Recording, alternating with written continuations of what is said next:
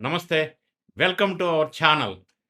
ఈ వీడియో ఒక non political, non legal అందరినీ ఆలోచింపచేసేటువంటి సామాజిక అంశం మీద అన్ని వర్గాల వారికి ఉపయోగపడే కంటెంట్‌తో ఈ వీడియో చేస్తున్నాను. ఒకప్పుడు పెళ్లి అంటే నూరేళ్ల పంట అని అనేటోళ్ళు. కానీ ఇప్పుడు నా ఫోనే నా ప్రైవసీ, నా లైఫ్ నా ఇష్టం, నచ్చితే ఉంటా లేదంటే క్విట్ అవుతా అంటుంది 60% పైగా ఉన్నటువంటి నేటి జనరేషన్ యూత్. ఎందుకు సహించాలి? ఎందుకు సర్దుకుపోవాలి? ఎందుకు రాజీ పడాలి? ఇవి నేనడుగుతున్న ప్రశ్నలు కాదు. నేటి తరం, యువతరం, యువత సమాజాన్ని నిన్నటి వరకు ఉన్న సాంప్రదాయాలను నిలదీస్తున్నటువంటి నిప్పులాంటి ప్రశ్నలివి. విదేశాల్లో 80% ఉన్నటువంటి ఈ సహజీవన సంస్కృతి అంటే లివ్ ఇన్ రిలేషన్‌షిప్ ఇప్పుడు భారతీయ కుటుంబ వ్యవస్థ పునాదుల్నే కదిలివేస్తుందా? అటు విదేశీ చట్టాలు, ఇటు భారతీయ సుప్రీంకోర్టు తీర్పులు, మధ్యప్రదేశ్ ప్రభుత్వం తెస్తున్న కొత్త జైలు శిక్షల నిబంధనల వెనక ఉన్నటువంటి అసలు నిజాలేంటి? తాజాగా లీగల్‌గా, లాజికల్‌గా, ఎమోషనల్‌గా మొత్తాన్ని కలిపి సబ్జెక్ట్ ఓరియెంటెడ్ విశ్లేషణ చేసే ప్రయత్నం చేస్తాను. మీ ఆలోచన విధానాన్ని మార్చేసే విధంగా. వీడియో చివరి వరకి స్కిప్ చేయకుండా చూడండి. సబ్జెక్ట్ తెలుసుకోవాలి అనుకున్నవాళ్ళు. First analysis global versus Indian reality ఏంటి? అంటే సామాజికంగా గ్లోబల్ యాంగిల్ ఎలా ఉంది అనేది ఒకసారి విశ్లేషణ చేస్తే ముందుగా ఒక పచ్చి నిజం మాట్లాడుకుందాం. అసలు ఈ కోహాబిటేషన్ ట్రెండ్ ఎక్కడిది? ఎట్లా వచ్చింది ఇక్కడికి అనేది ఆలోచిస్తే స్వీడన్, డెన్మార్క్, నార్వే ఇటువంటి కంట్రీస్‌లో 70-80% జంటలు పెళ్ళికి ముందే కలిసి జీవిస్తున్నారు. ఫ్రాన్స్‌లో అయితే పాక్స్, పిఎస్‌ఎస్ అనే సివిల్ ఫ్యాక్ట్ ఉంటే, అమెరికాలో 7-10 ఇయర్స్ కలిసి ఉంటే కామన్ లా మ్యారేజ్ కింద చట్టబద్ధత వస్తుంది. కానీ భారతదేశంలో, మన దేశంలో వివాహం అనేది ఒక పవిత్రమైన బంధం. 2 కుటుంబాల కలయిక, 2 మనుషుల కలయిక కంటే కూడా. కానీ నేడు ఈ పునాదులైనటువంటి సహనం, సర్దుబాటు, రాజీ ఇవి మనకి వివాహ వ్యవస్థలో ఉన్న పునాదులు. కానీ ఇప్పుడు ఈ పదాలు యువత డిక్షనరీలో నుంచి గాయబైపోయినాయి. అయితే ఇక్కడ ఒక ట్విస్ట్ ఉంది. నేటి యువత పెళ్ళిని పూర్తిగా రిజెక్ట్ చేయటం లేదు. మీరు అర్థం చేసుకోవాలా, మిస్‌అండర్‌స్టాండ్ చేసుకోవద్దు. పూర్తిగా రిజెక్ట్ చేయటం లేదు. రీడిఫైన్ చేస్తున్నారు పెళ్ళిని. They are redefining. అమ్మాయిలు, అబ్బాయిలు ఇద్దరూ సంపాదిస్తున్నారు. ఇప్పుడు సహజంగా జరుగుతుంది. కాబట్టి కట్నాలు, కులాల కంటే కూడా నా మాట వింటాడా? నన్ను రెస్పెక్ట్ చేస్తాడా? నా ప్రైవసీని గౌరవిస్తాడా? అనేదే ఇక్కడ ప్రైమరీ కండిషన్ అయిపోయింది ప్రస్తుతం. పార్ట్నర్ అంటే జీవిత భాగస్వామి మాత్రమే కాదు, బెస్ట్ ఫ్రెండ్ అయి తీరాలి అంటున్నారు ఇప్పుడు యువత. అయితే ఇందులో లీగల్ టెక్నికల్ యాంగిల్ ఒకసారి చూసినట్టయితే సహజీవనం చట్టబద్ధమా?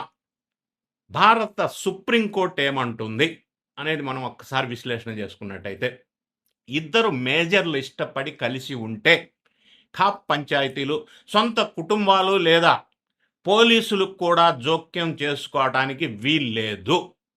ఒకవేళ పోలీసులు అనవసరంగా వేధిస్తే హైకోర్టులో క్వాష్ పిటిషన్ వేసుకోవచ్చు, లేదా నేరుగా మెజిస్ట్రేట్ ముందు ఫిర్యాదు చేయవచ్చు.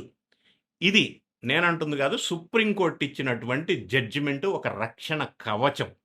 కానీ కానీ కోర్టులు సహజీవనాన్ని వివాహ వ్యవస్థకు ప్రత్యామ్నాయంగా గుర్తించలేదు, ఎప్పటికీ గుర్తించబోవు. అందుకే ఇప్పుడు పరిస్థితులు మారుతున్నాయి. ట్రెండ్ కూడా మారుతుంది. ఎగ్జాంపుల్ చెప్తాను నేను.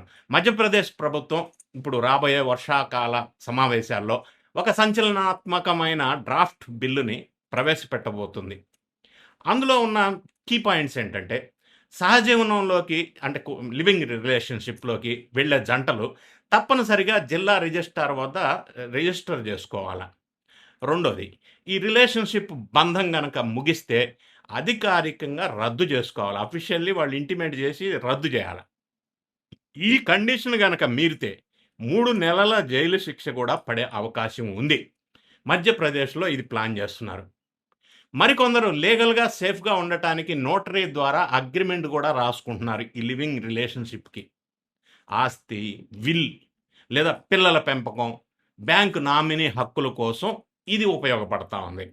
పెళ్లికి ఉన్నంత సంపూర్ణ చట్టబద్ధత సహజీవనానికి లేదనేది పచ్చి నిజం. ఇక మనం లాజికల్, ఎమోషనల్ ట్రాప్ గురించి ఒకసారి మాట్లాడుకుంటే, సహజీవనం అనేది ఒక రకంగా ట్రయల్ పీరియడ్, ప్రొబేషన్ పీరియడ్ లాంటిది. నచ్చితే ఉంటాం, లేదంటే విడిపోతాం.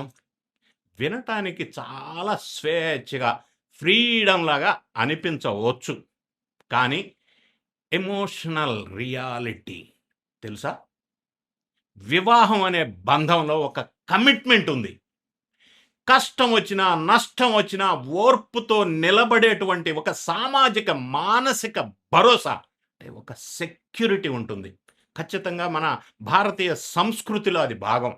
కానీ ఈ లివింగ్ ఇన్ రిలేషన్‌షిప్ సహజీవనంలో చిన్న లొల్లి, గొడవ రాగానే క్విట్ అయిపోయే మార్గం చాలా ఈజీగా ఉంది. దీనివల్ల బాధ్యత రాను రాను రెస్పాన్సిబిలిటీస్ తగ్గిపోతాయి. ఒకవేళ ఇన్ కేస్ ఏళ్ల తరబడి కలిసి ఉండి ఆ తర్వాత విడిపోవలసి వస్తే ఆ బంధం మిగిల్చేటువంటి మానసిక క్షోభ, డిప్రెషన్ మరియు యూజ్ అండ్ త్రో అయినట్టు అనిపించేటువంటి ఆ తీవ్రమైన భావోద్వేగ గాయం జీవితాంతం వెంటాడుతుంది.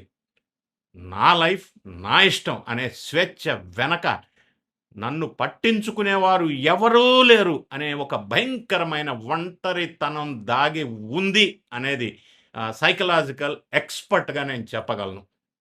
సో ఫ్రెండ్స్, చివరగా ఒక్క మాట చెప్పగలను.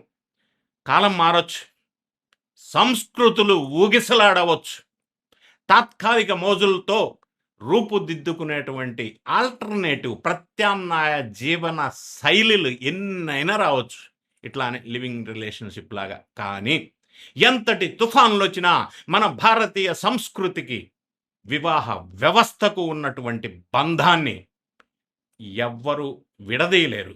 అగ్రిమెంట్లు తెంచలేవు.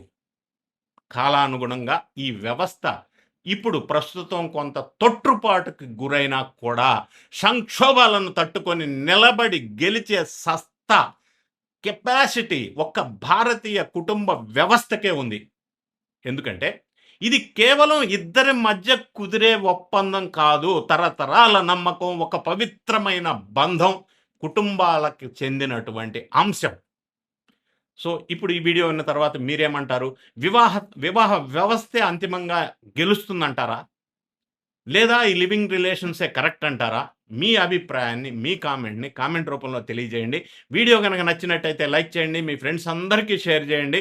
ఇటువంటి సామాజిక, ఆర్థిక, రాజకీయ, లీగల్ అనేకమైనటువంటి అంశాలతో మీ ముందుకి వస్తూనే ఉంటాం. ఛానల్‌ని సబ్స్క్రైబ్ చేసుకోండి. Thank you so much for watching.